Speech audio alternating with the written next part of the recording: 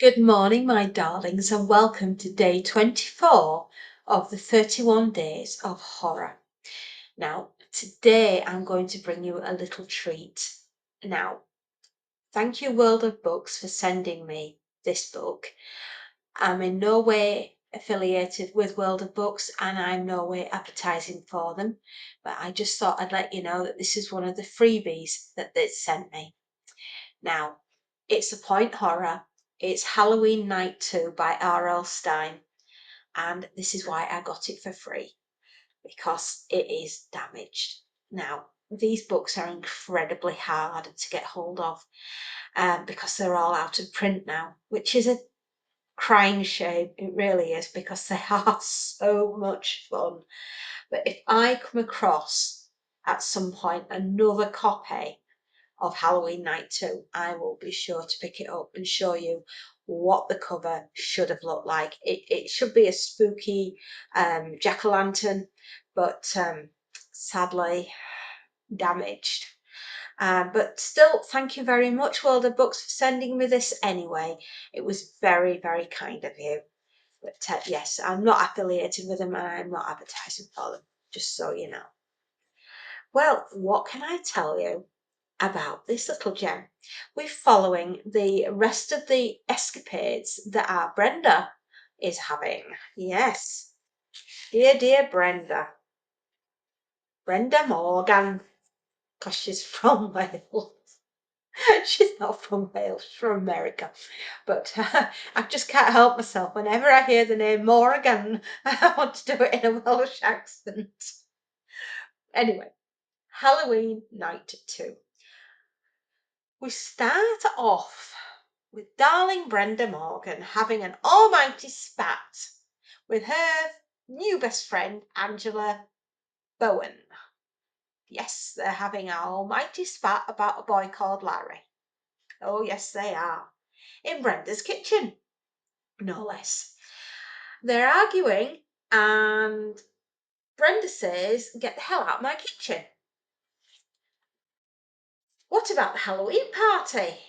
Angela demands. Ooh. Brenda is very confused. "What?" she goes. "What about then?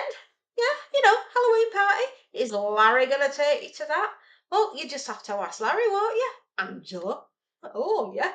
It's all going bit of a scrap ensues. Oh my goodness me. And both girls end up rolling round in the kitchen blah. Anyway, Brenda punches Angela in the shoulder and knees her in the groin. Really going for it, these girls, like proper flipping fight going on. Any road, Angela grabs hold of a white bladed kitchen knife. Sorry, I wrote a few notes down here for you. I didn't want to forget the story. It's a wee couple of days since I've read this and my brain's gone to mush. Yes, all these early mornings doing these recordings before I go to work. There we are. Anyway, she grabs the white bladed kitchen knife and goes hell for leather to try and get our Brenda. I know. And Brenda's going, "What? No, stop."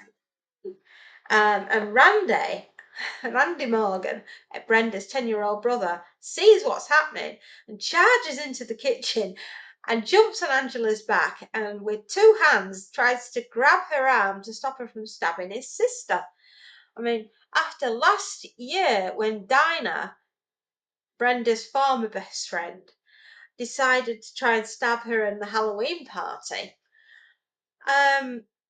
he thinks, "Oh no, someone else is after my sister." With another kitchen knife. I better go and save the day. Oh, this is when everything sort of like goes a bit peep pong, goes very wrong. Yes. "You ruined it," yells Brenda. And it's like, Randy's like, "What? What have I ruined? Eh? What's going on?"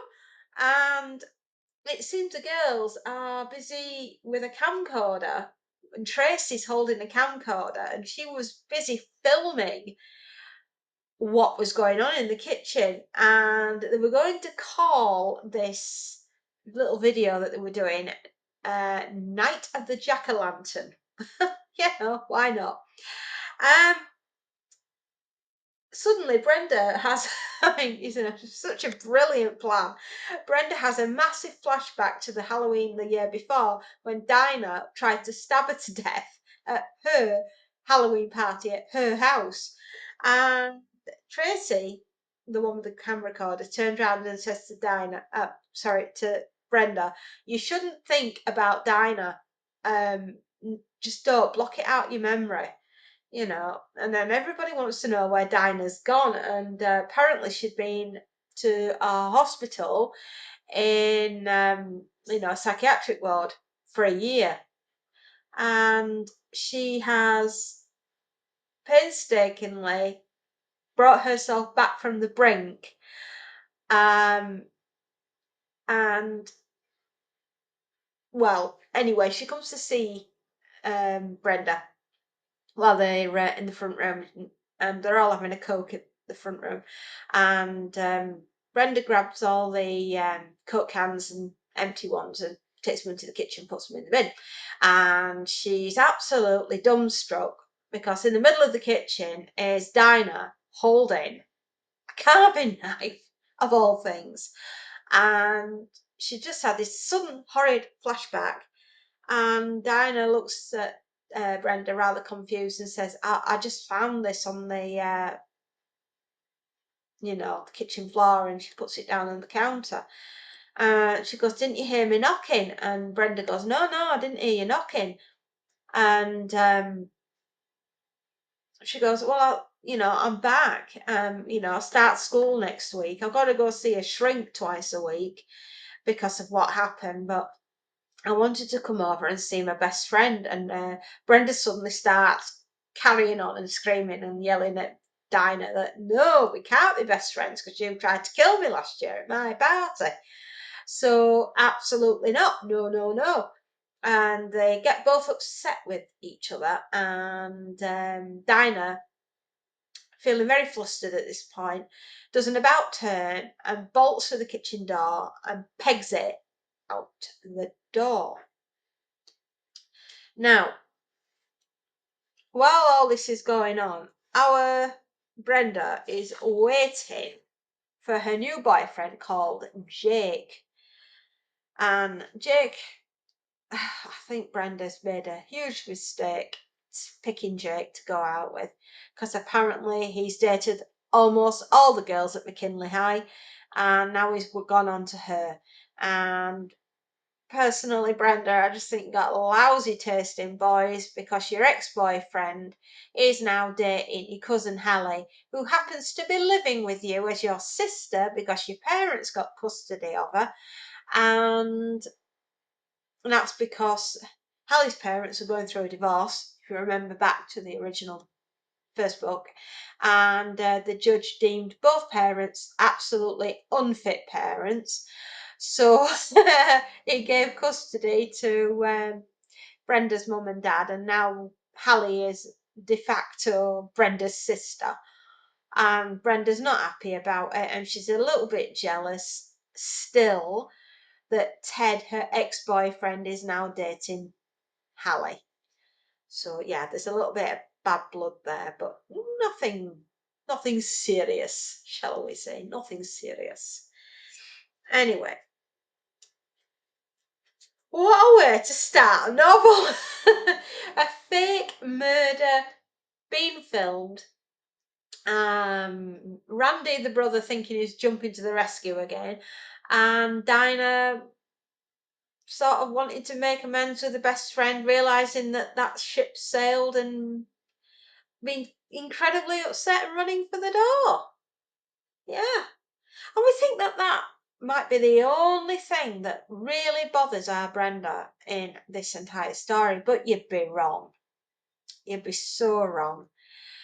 There's an awful lot in this book which upsets Brenda bigly, massively. Oh, yes, indeed. Poor girl ends up getting stalked. She really does, and it is just awful. There's some rather horrific scenes in here where Brenda is beside herself with fear, and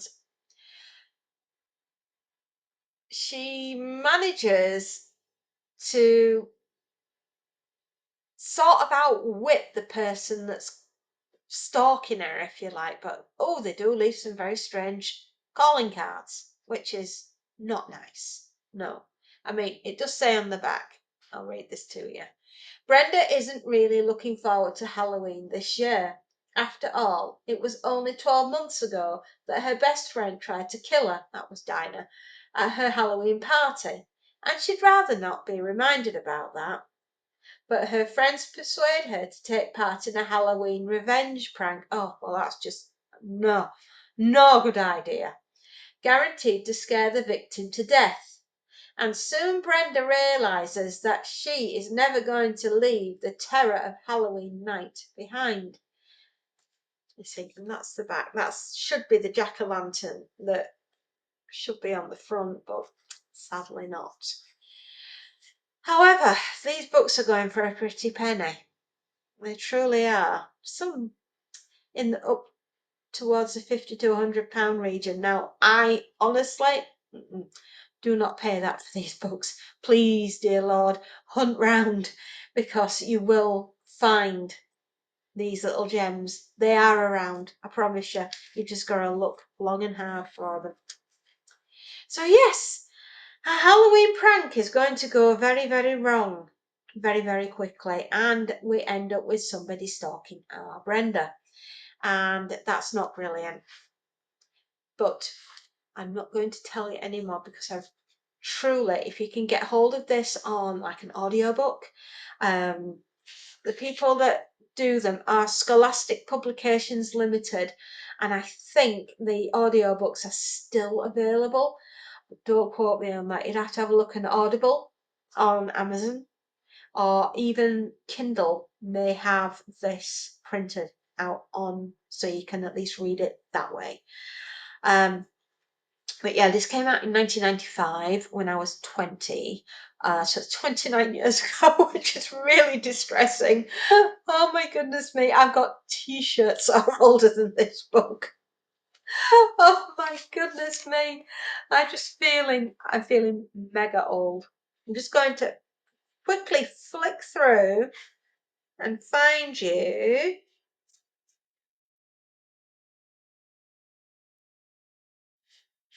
That night, on fresh sheets and a new pillow, Brenda dreamed about the fat man.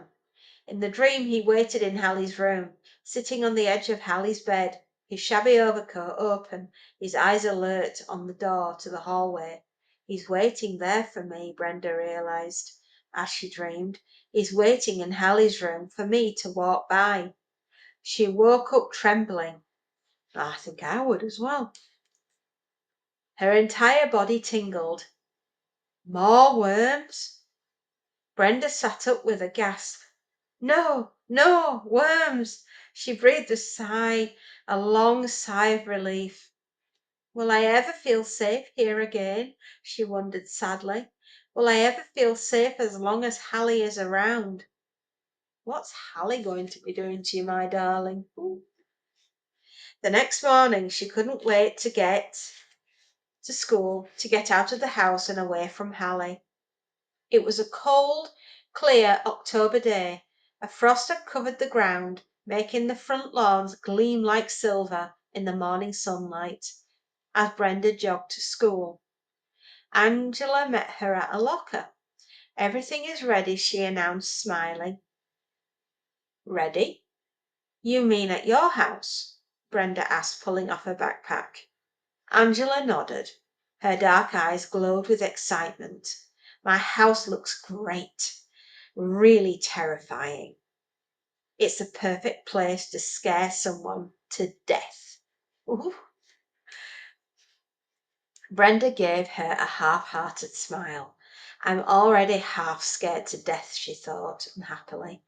Maybe our plan isn't such a hot idea. But then, glancing over at Angela, Brenda saw Jake down the hall. He had his arms draped casually over the shoulders of two ninth-grade girls.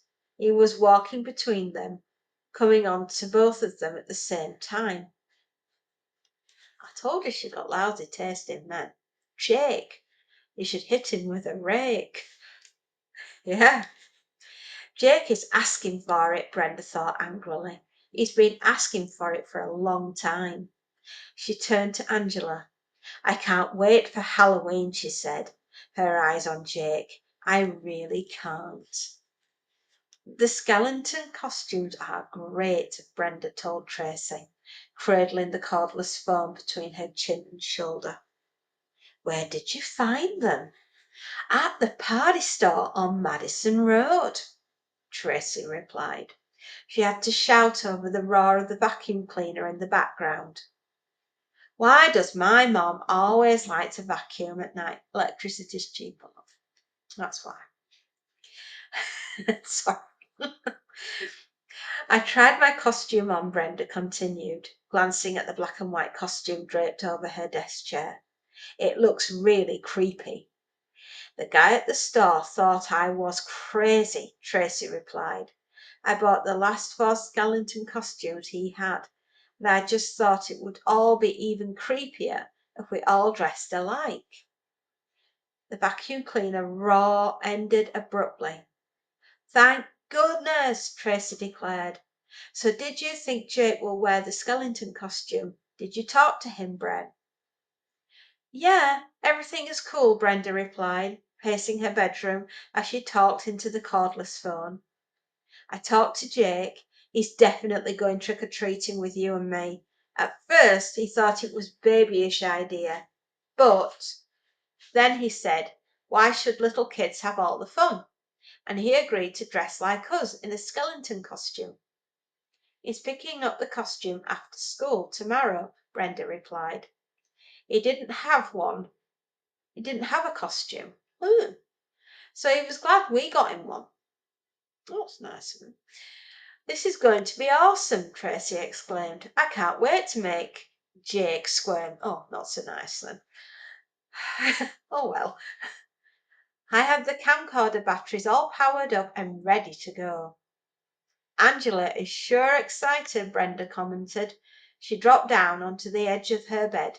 She could hear music playing in Hallie's room next door. Thinking about Hallie made her shudder. I guess Angela's parents did a great job with the eerie decorations, Tracy said. Did Angela say her parents would be home? She didn't say, Brenda replied distractedly, thinking about Hallie. She leaned back against the headboard. Let's go over the plan one more time, Tracy. I just want to get it clear in my mind. For sure, Tracy replied. You and I and Jake go trick-or-treating in our skeleton costumes.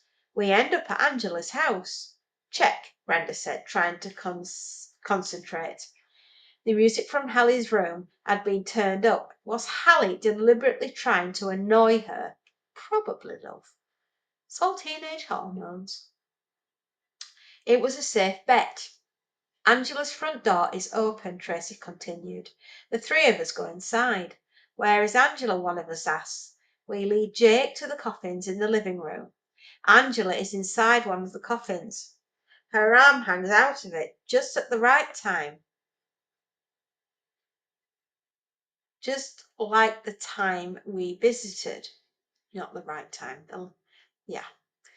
Right, Brenda remembered. And you and I let Jake be the one to discover Angela. Oh, no, she's dead, one of us cries. Right, this is so cool, Tracy exclaimed into the phone. Then I pick up the camcorder and start taping Jake's terrified reaction. Angela slowly comes alive. We grab Jake, we tie him up, then we really scare him. Oh, do you want to get arrested, girls? We make him think that he's really in danger. Oh, this is brilliant. We make him beg us to let him go. We make him plead and grovel. And I tape the whole thing. Oh, that's blackmail. Brenda snickered. It's really sick. You're not kidding, girls.